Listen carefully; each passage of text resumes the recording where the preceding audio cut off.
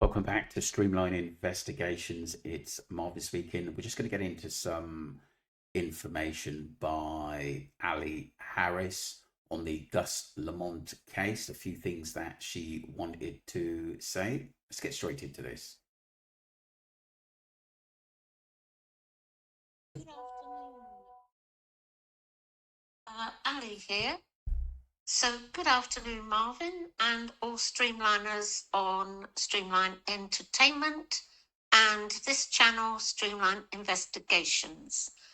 I hope you all had a great weekend and you're sitting comfortably because over the next week, I am going to be telling my version and what I found out about the missing boy, Gus Lamont, 4 years old, who's gone missing on the 27th of September this year from his large outback farmstead in Oak Park Station, which is near Yunta.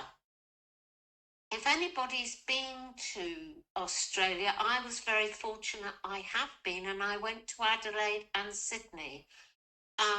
And distance is really, we've got no apprehension of it over here in the UK because nobody would worry about going 50 miles to meet somebody for a coffee.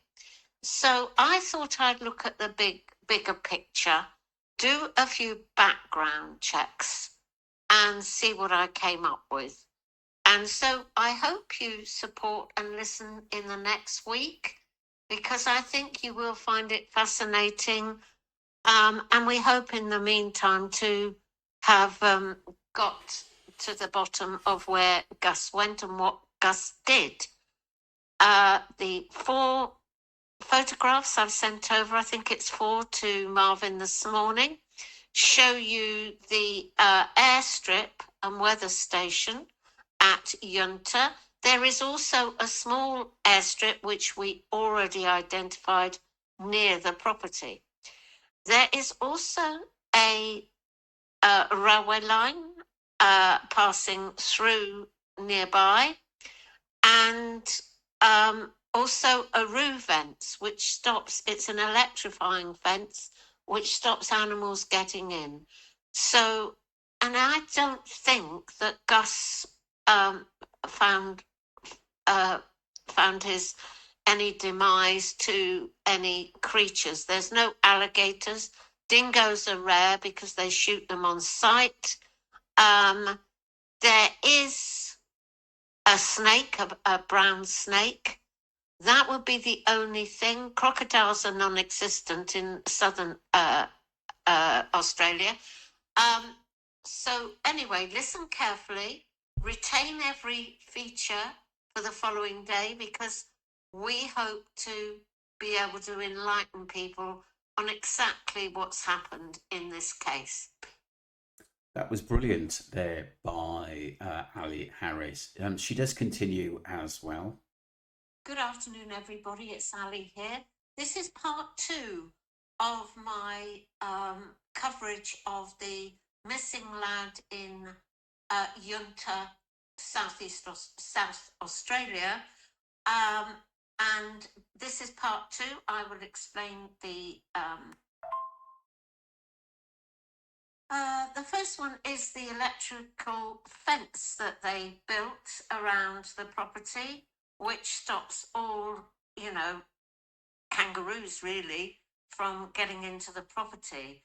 And they do cull the kangaroos, unfortunately, because they are destructive to the environment there. So the plans for the landscape is done by a pastoral group, which are based in various different areas across Australia.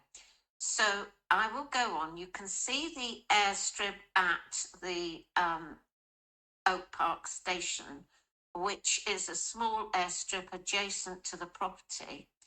There is also the plans for diversification there, and you'll get a broad outline of what goes on there, including the crops and everything else.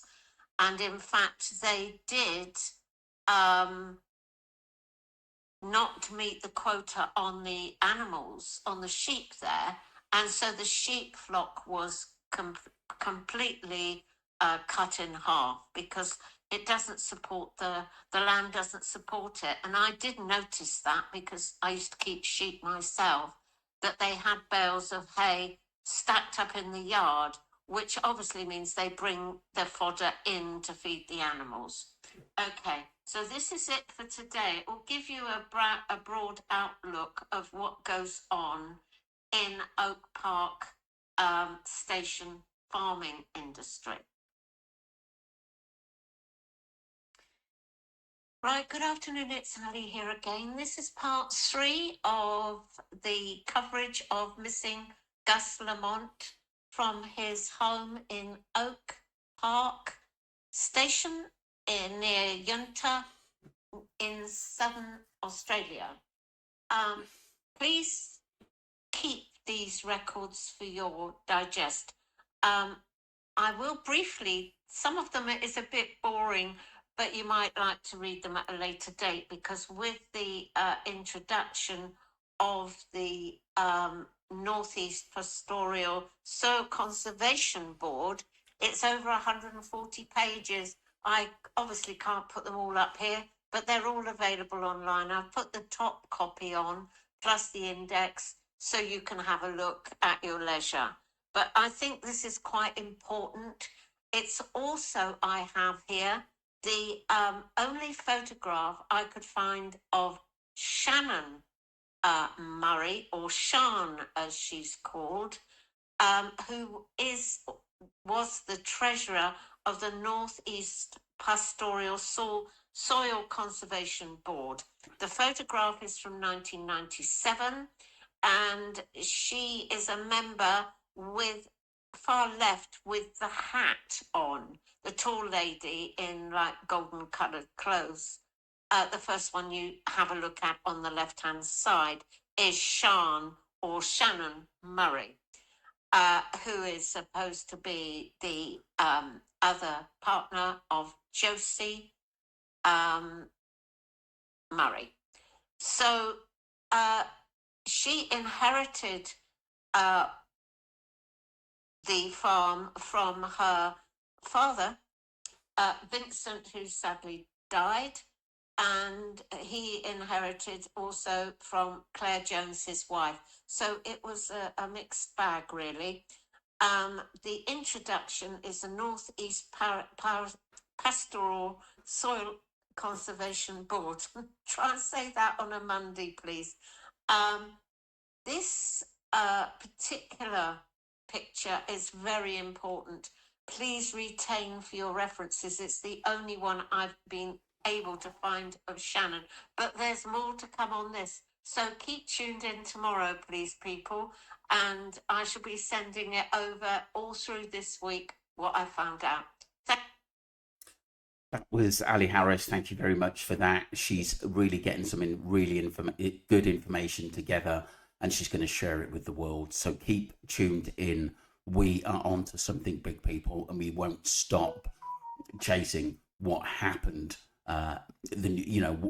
What has happened to Gus Lamont, and where is he? We have to know. We can't just leave it where it is. Don't forget to subscribe to Streamline Investigations. Thank you very much, people. Appreciate you all.